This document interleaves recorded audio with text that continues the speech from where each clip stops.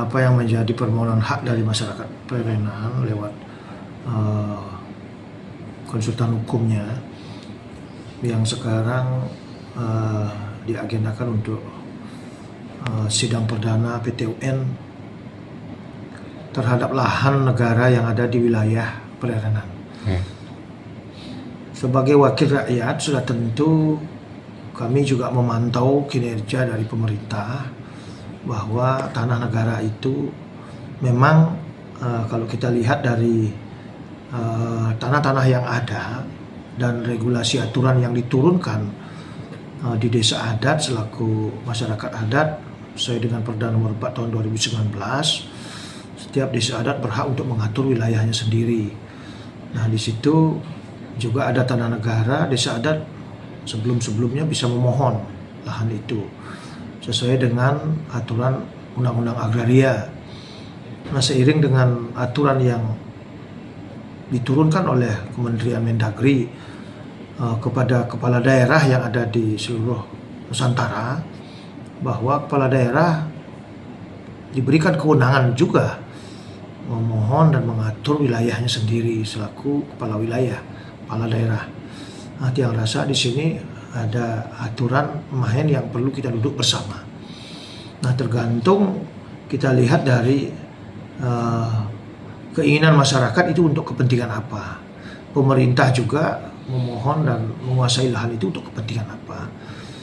Kalau yang lihat bahwa memang kalau di desa adat dalam konsep-konsep penerapan dari masyarakat adat terhadap wilayah yang dimiliki untuk ngopopire apa yang diwarisi, sudah tentu banyak hal tanggungan-tanggungan yang ditanggung di luar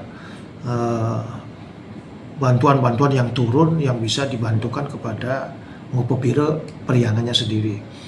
Nah, untuk itu kiat dari masing-masing mendesa itu sudah tentu memiliki kiat bagaimana mengelola wilayahnya itu untuk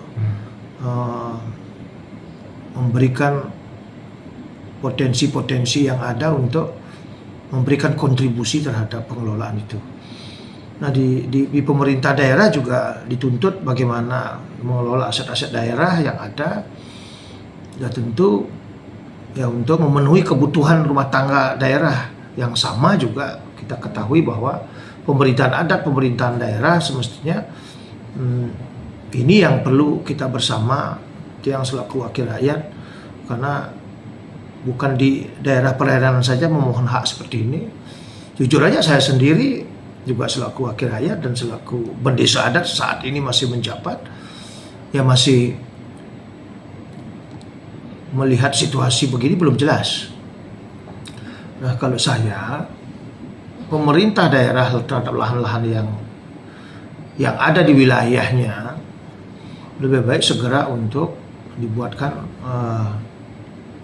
pendataan mana kira-kira yang sesuai dengan kebersamaan kita, karena tidak dipungkiri juga pemerintah daerah akan mengayomi masyarakat adat yang ada di sekian desa adat yang ada di Badung. Duduk bersama daerah-daerah yang bisa diberikan, yang tidak diberikan, ini harus ada pemetaan yang jelas dan supaya tidak ada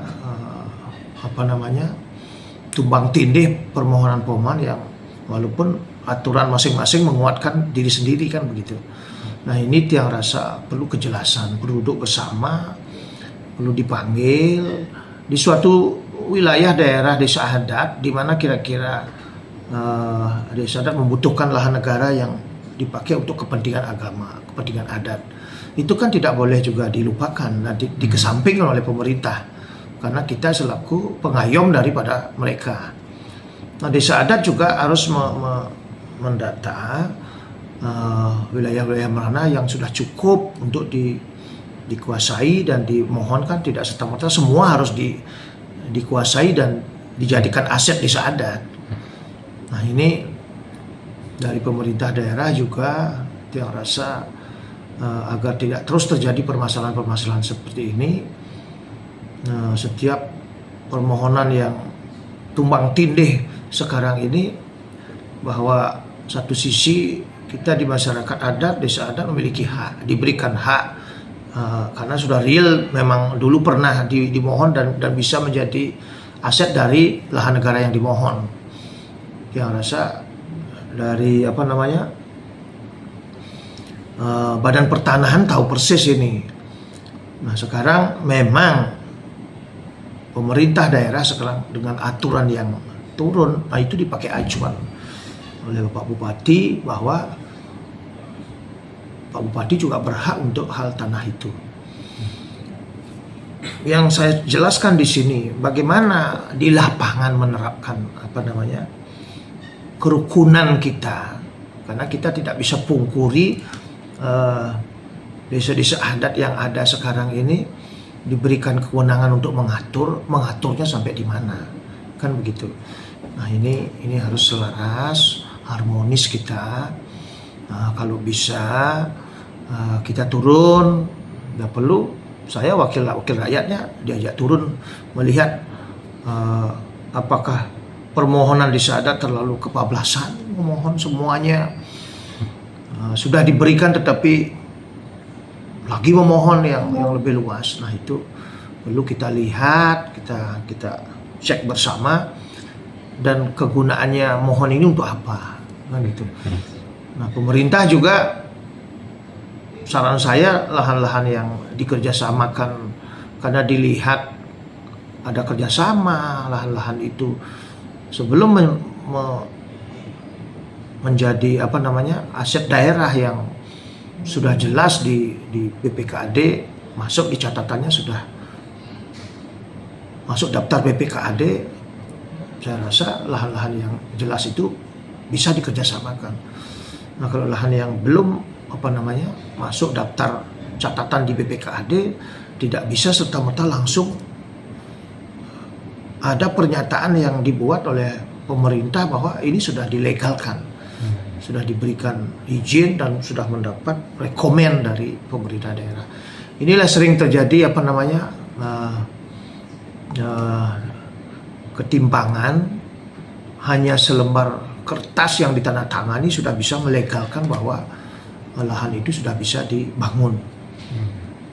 Jadi penekanan saya di sini, pemerintah mendata dan mengatur di bawah. Kalau saya sebagai wakil rakyat turun, lahan mana yang dimohon oleh desa adat, kita berikan ruang, dan ini tidak boleh dimohon. Kita sama-sama duduk bersama. Kalau sekarang ini pemerintah daerah digugat, apalagi nanti pemerintah menggugat, kan tidak harmonis kita, apalagi berbicara di Bali, di Badung, itu kurang elok yang lihat.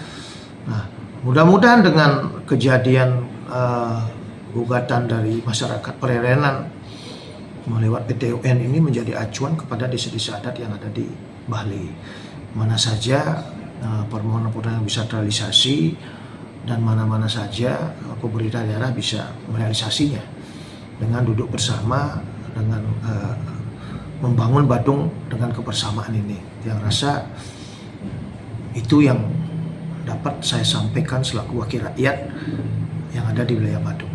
Terima kasih.